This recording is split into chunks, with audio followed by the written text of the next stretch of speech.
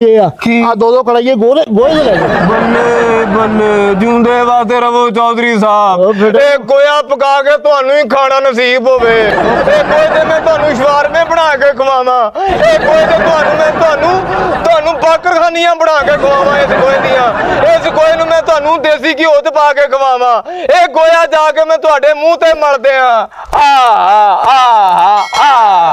और फड़ाच मोटा तेरे नाल हा लवे मौला ओ खैर होवे ओ भरे होण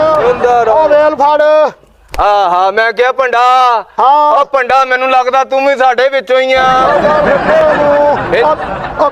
ਮੈਨੂੰ ਤੇ ਇੰਜ ਲੰਗੜਿਆ ਜਿੱਦਾਂ ਮੈਂ ਦੂਜਾ ਆਪਣੇ ਨਾਲ ਕੱਟਾ ਭਰਤੀ ਕਰ ਲਿਆ ओ लाख लानत तेरे ते ओ मैं के लवे मौला ट्रेन थले बकरी आई ਹਾਂ ਟ੍ਰੇਨ ਥੱਲੇ ਬੱਕਰੀ ਆਈ ਹੁੰਦੀ ਕੁੱਤਾ ਪੈਲੀਆਂ 'ਚ ਬੜਿਆ ਹੁੰਦਾ ओ अपनी शान आ फिट फिट ओ मैं का लवे मौला अजे खोती खजूर से चढ़ी हुंदी आ